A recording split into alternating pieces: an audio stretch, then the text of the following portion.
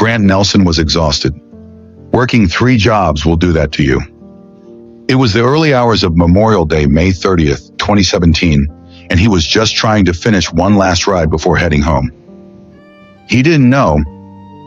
He had just accepted a request from someone who wasn't looking for a ride, they were looking for blood. Within 2 minutes of picking up the passenger, Grant was fighting for his life inside his own car. It wasn't a robbery. It wasn't a dispute. It was pure, calculated violence. And what makes this case so disturbing isn't just how it happened, but who did it. By the time Grant stumbled out of his gray Hyundai Sonata, covered in blood, dragging his body toward the quiet condominium lobby in Skokie, Illinois, he knew he didn't have much time. He pounded on the glass doors, pressing every buzzer, screaming for help. "Help me! I'm going to die!" And he wasn't wrong. The people inside that building woke to chaos, but what they didn't know was that the real horror wasn't just outside their doors. It was still inside the car. This is the story of a seemingly random Uber request that turned into a nightmarish ambush. And the most haunting part, the attacker, a teenager with a disturbing mind and an even darker motive, didn't even try to run. They stayed behind, calm, quiet, like the whole thing had meant nothing. Why would someone plan such a savage attack on a complete stranger? What twisted thoughts were hidden behind those young eyes? And how many red flags had been missed or worse, ignored? Let me take you into the psychological unraveling behind one of Illinois' most shocking late-night crimes. This is True Crimes by Dominic, where every story digs deeper than the headlines. If you're drawn to stories that chill you to your core and make you question everything you thought you knew about human behavior, go ahead and hit like, subscribe, and turn on that bell so you never miss what comes next. We drop new stories every 2 days, and each one will leave you thinking long after the video ends. Now here's a question to start this journey. If someone you loved got into a car with a stranger tonight, would you feel safe? Or would that quiet feeling in your gut tell you something's not right? Drop your thoughts in the comments. Let's get into it. When police and paramedics arrived at the scene, the chaos was immediate. A man lay collapsed on the pavement just outside the condominium lobby, barely conscious, drenched in blood, and clutching his chest like he was trying to hold himself together. His breaths were shallow, his strength fading. But somehow, against all odds, he was still alive, and even more incredibly, still able to speak. What he told them would spark one of the most chilling manhunts in Skokie's recent history. Between ragged breaths, the injured man revealed he was an Uber driver. Just minutes earlier, he'd picked up a passenger at a nearby Walmart. The ride had barely begun when something unthinkable happened. That very passenger had turned on him, launching a savage, unprovoked attack from the back seat, and now, lying there soaked in his own blood, he was fighting for his life. The injuries were devastating. His torso, his arms, his head, his chest. Every inch of him bore the marks of sheer brutality. There was no doubt about it, he was hanging on by a thread. An ambulance rushed him to St. Francis Hospital. It wasn't far from the scene, but tragically not close enough. The moment he arrived, the paramedics knew they were too late. His wounds were simply too severe. He was gone. And just like that, in the dark hours of Memorial Day morning, a man who had spent his evening surrounded by family, smiling, laughing, full of life, was taken in the most horrifying way imaginable. His name was Grant Nelson. He was only 34. 2 things now gripped the investigators. First, they had to contact Grant's family and deliver the kind of news no loved one is ever prepared to hear. Second, they had to find whoever had done this. Fast. Because this person hadn't just killed a man, they had vanished, and no one knew where they were or what they were capable of doing next. But as it turned out, Grant's killer had left behind more than just chaos. Let's talk about who Grant Nelson really was. Born in Wilmette, Illinois in 1982, Grant was a man of quiet depth and surprising passions. He had a deep love for classical music, something he shared with his younger sister, Alex. The two would spend hours discovering new compositions and geeking out over their favorite bands. Music was their bond. Grant also had a flair for the dramatic, literally. He dabbled in acting, chasing side gigs, and even having professional headshots taken in pursuit of the dream. He loved movies, animals, and had a gentle, thoughtful spirit. To his brother Todd, Grant was someone to admire, a calm, grounded soul in an often chaotic world. His longtime friend, Jeff Teal, described Grant as the kind of guy who could lift your mood with just a few words. He had a gift for making people smile. Only hours before his final ride, Grant had been surrounded by family, enjoying good food and warm conversation. He was alive, vibrant, content, and then gone in one of the most senseless, cold-blooded attacks imaginable. But investigators weren't about to let his death go unanswered. Back at the crime scene, detectives began combing through every detail. The first break came when they found his car, a gray Hyundai Sonata, abandoned and smashed into a median nearby. The vehicle was a horror scene.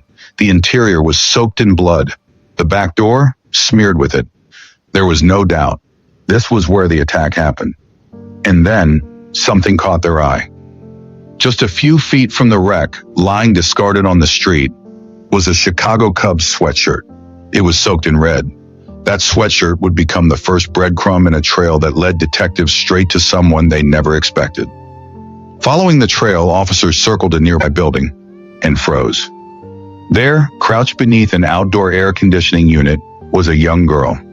She was wearing only leggings and underwear. She looked barely older than a teenager, but what truly stunned them was what she had in her hands. A machete and a knife, both covered in blood. The officers were rattled. This couldn't be real. She looked like a high school student, but she was holding murder weapons like they were toys. Still, there was no time to hesitate. They ordered her to drop the weapons. She didn't. Tension skyrocketed. This wasn't just about capturing a suspect anymore. This was about stopping someone who might strike again. When she refused to comply, they had no choice. Officers deployed a taser, incapacitating her just long enough to disarm and cuff her. Meanwhile, another officer scrolled through Grant's Uber app to check his most recent ride. The name listed on his final trip? Eliza. It started with just a first name. That's all the detectives had, but sometimes that's all it takes. Within minutes, the identity of the mysterious girl was uncovered, and what they found left them stunned. Her name was Eliza Wasni, and she was just 16 years old. A teenager. A child, really. She was the one who had brutally attacked Grant Nelson inside his own car in the dead of night with unthinkable violence. The officers were floored. Nothing about this case made sense. What would drive a 16-year-old to commit such a savage act against someone she didn't even know? They needed answers, and fast. The only way to begin unraveling this twisted night was to understand who Eliza Wasni really was. Eliza lived in the north side of Chicago with her mom, a single parent doing her best to raise a teenage daughter. She was enrolled at Taft High School, but also attended a therapeutic day school, the kind designed to support students dealing with emotional or behavioral struggles. But outwardly, Eliza looked like any other high school girl. Her social media didn't raise any red flags, just typical teenage selfies, some quotes, a few smiley captions. Under her profile bio, she had written, "I will always be myself." No posts hinting at anger, no rants, no darkness lurking online. In fact, Eliza was even on a website for aspiring child actors, kids casting complete with portfolio pictures. She had dreams just like any other kid. By all accounts, she was a normal teen, living a quiet life. There was no criminal record, no warning signs, nothing to suggest that she harbored the kind of darkness it takes to end someone's life so violently. Detectives were back to square one. They decided to retrace Eliza's final hours, beginning with the only concrete clue they had: Grant's statement before his death. He told them he picked up Eliza from a Walmart, so they pulled the security footage. What they found next was yet another twist no one saw coming. At exactly 2:36 a.m., just an hour before Grant's death, Eliza was seen walking calmly into a Walmart near Lincolnwood. No urgency, no panic. She strolled through the aisles like she was shopping for cereal. Instead, she picked up a large knife and a machete. Yes, a machete. She tore open the packaging right there in the store. No attempt to hide what she was doing. And then, in full view of the cameras and multiple bystanders, Eliza walked straight out of the store without paying.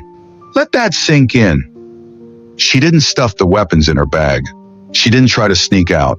She was holding them openly, in her bare hands. And no one, not a single employee or shopper stopped her. No one called the police. No alarms. Nothing. That's how Eliza got her hands on the murder weapons, a knife and a machete, and walked out into the night completely unnoticed. But this wasn't the first stop on Eliza's strange journey. Earlier that same night, at around 1:25 a.m., she had booked her first Uber, which took her to a train station in Des Plaines. What she did there is still unknown, but she lingered for nearly an hour before ordering a second ride at 2:18 a.m. That second Uber dropped her off at Walmart. After casually walking out with the stolen weapons, Eliza wandered for a bit, then pulled out her phone and requested one final ride. The driver who accepted it? A mom, Grant Nelson. It was now 3:18 a.m. Grant had just finished dinner with his family a few hours earlier. Maybe he was hoping to squeeze in one more ride before calling it a night. He had no idea that within minutes he'd be fighting for his life. Shortly after Eliza climbed into his silver Hyundai, something shifted. Without warning, without any provocation, she launched a brutal attack from the back seat, slashing at Grant with the knife and the machete she'd stolen just minutes earlier. Grant suffered multiple deep wounds. Somehow, through the agony and blood loss, he managed to steer the car to the side of the road and leap out near an apartment complex. In a final desperate effort to survive, he ran toward the building, screaming for help, but it was too late. He collapsed near the lobby and died shortly after. Meanwhile, Eliza, still clutching the bloody weapons, climbed into the driver's seat and tried to flee. But it didn't last long. She lost control and crashed into a median. She stepped out, discarded her sweatshirt, and kept walking, machete and knife still in hand, like it was just another night. She ended up near a building on the 7,300 block of Lincoln Avenue, and that's where police found her. Bloody, silent, and still armed. From the moment they arrested her, Eliza offered nothing. No explanation, no remorse. She barely spoke to investigators. The detectives were left piecing together a motive from scraps. Why did she do it? Why Grant? She'd taken 2 Uber rides before his. Both drivers made it home safely. So why him? Was she out looking for a victim? Was something haunting her, pushing her toward this horrific act? And what about Walmart? Why did no one stop her? Footage clearly showed at least 2 or 3 people nearby as she left the store, yet not a single person intervened. If someone had just said something, if security had stopped her, would Grant still be alive? The questions kept piling up, but Eliza wasn't talking. So detectives turned their attention to those who might know her best. When they learned she was enrolled in a therapeutic school, their curiosity sharpened. Could mental illness have played a role? Now let's be clear, having a mental health condition doesn't make someone a killer. But it was critical to understand what was going on in Eliza's mind that night.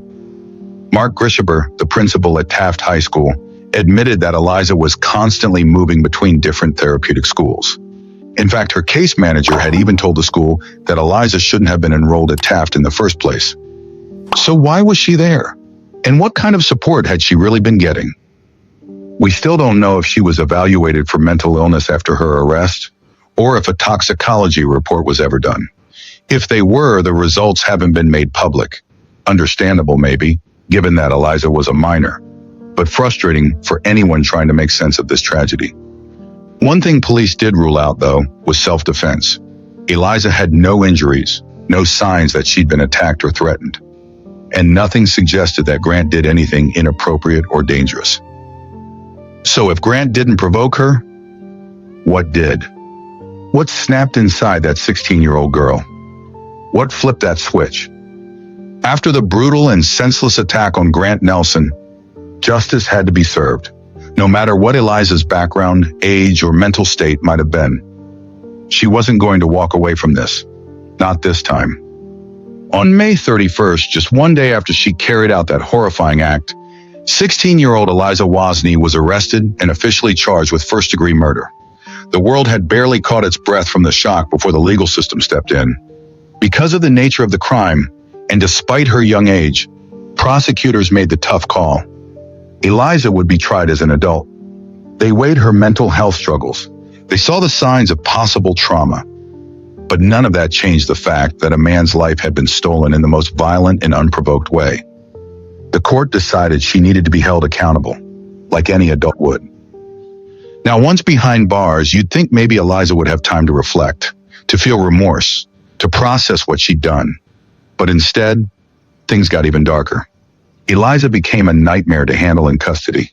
Over time, she racked up more than 450 infractions behind bars. Let that sink in. 450. Some were minor, like unauthorized movement within the facility, but many were violent, disturbing. She lashed out at guards, at fellow detainees, biting, kicking, punching anyone who got close to her. No one felt safe around her. Even the most seasoned officers were reportedly rattled by her behavior.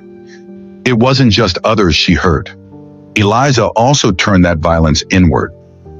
She harmed herself multiple times while in custody.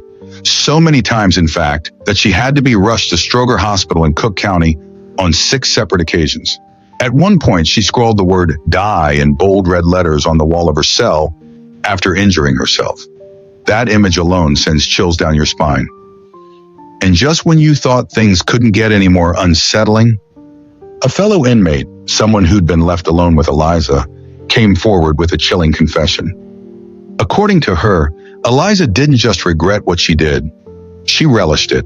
She reportedly talked about wanting to go on a killing spree, and even claimed she knew detailed methods of how to dispose of human remains without being caught. Just think about that. This wasn't just a girl who made a terrible mistake. She allegedly wanted to kill. She planned for it, and she seemed to enjoy talking about it. And she was only 16 years old. It's every parent's nightmare and every stranger's worst fear that someone so young, so outwardly normal, could be harboring such darkness. Years passed, and in a surprise move, nearly 3 years after the crime, Eliza finally made a decision. In August 2020, at 19 years old, she accepted a plea deal. She stood before the court, pleaded guilty to the first-degree murder of 34-year-old Grant Nelson, and avoided a lengthy, emotionally taxing trial. On August 26, 2020, she was sentenced to 27 years in prison. No parole, no early release, just 27 long years behind bars. Now, yes, a trial was avoided, and maybe that spared the Nelson family from reliving those gruesome details in court, but it left one massive question hanging in the air. Why? Why did Eliza do it? Throughout her hearings, Eliza kept her eyes down, silent. She never addressed the public, never offered any sort of explanation. The only moment of emotion anyone witnessed was a quiet smile directed at her mother during one of the hearings.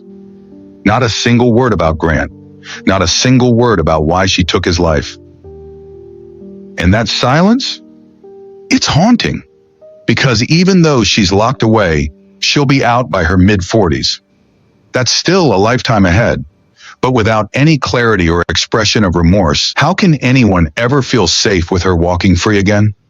The Nelson family? They were shattered. And they didn't just blame Eliza. They also turned their anger toward Walmart, where Eliza had stolen the murder weapons in broad daylight. There were employees around, security guards, cameras. Yet somehow Eliza walked right out the front door with a stolen machete and knife. No questions asked. How? The Nelsons believed this tragedy could have been prevented if just one person had stepped in, or even just reported what they saw. But that didn't happen.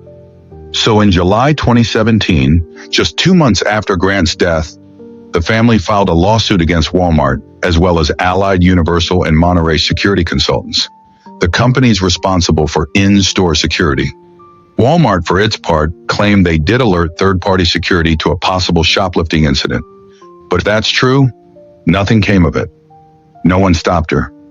No one called the police, and a man died as a result.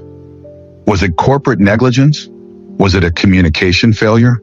We may never truly know. And as of now, the lawsuit hasn't been publicly resolved. On June 2nd, 2017, Grant Nelson's funeral was held. It was gut-wrenching. His sister, Alex, said she still felt like he'd walk through the door at any moment. Flash that big smile of his. Say something funny. Light up the room like he always did. But that moment never came. And it never will. Pause, shift tone slightly to anger and reflection. The aftermath of Grant's murder hit the rideshare community hard. Uber and Lyft drivers across the country were furious and terrified, and their anger poured out online, especially on Eliza's social media. People called for the death penalty. Others demanded the maximum sentence. Some even said she deserved to suffer the same way she made Grant suffer. The rage was real, and while some of it crossed the line, you can understand where it came from. Eventually, Facebook took down Eliza's page because of the sheer amount of violent, threatening messages being posted. And honestly, that was probably for the best. Fighting violence with more violence has never solved anything. But what lingers, what haunts everyone who followed this case, is still the same burning question. Why? Eliza had already pled guilty. Her fate was sealed, yet she never uttered a word about her motive. Was it a power play? Was it mental illness? A craving for control? Or just pure evil? We may never get the answer. All we do know is this. Grant Nelson didn't deserve to die that night. He didn't know Eliza. They were complete strangers. And that's what makes this story so terrifying. Because if it could happen to him, it could happen to any one of us. And there it is, a case that flips the script in the most haunting way. A teenager, a girl barely old enough to drive, becomes a monster in the night. Not the victim of some older predator, not a cautionary tale about walking alone, but the very thing that parents warn their kids about. It's chilling because it feels so wrong, so out of place, so unnatural, and yet it happened. We often talk about stranger danger, but what do we do when the stranger's a child? When someone young and familiar becomes the face of something so violent and unexplainable? What went wrong? Was it a failure of parenting? A broken system? A mind undone by trauma? Or something far more sinister? Grant Nelson didn't know Eliza Wasni. He had no connection to her. He was just doing his job, driving late into the night, trying to get home safe. In a flash, that ordinary night turned into a nightmare. And the scariest part? There was no warning, no red flags anyone saw in time. Just silence. And then a scream. This case will sit heavy with a lot of people. It should, because there's no clear answer, no closure. Just a family left with a permanent hole and a girl behind bars who never once explained why she did it. Do you think we'll ever know the truth? Could there have been a moment, even just one, that might have stopped all of this before it spiraled out of control? I want to hear your thoughts in the comments. And if this story shook you, if it made you think twice about the world we live in, you're not alone. These are the kinds of stories we uncover here on True Crimes by Dominic, the ones that stay with you long after the video ends. New stories drop every 2 days, so don't forget to hit that subscribe button, like the video if it held your attention, and share it with someone who's into true crime that actually keeps you up at night. And be sure to turn on notifications so you never miss the next disturbing tale. Until next time, stay curious, stay cautious, and never forget that evil doesn't always wear a mask. Sometimes it looks just like any one of us. This is True Crimes by Dominic.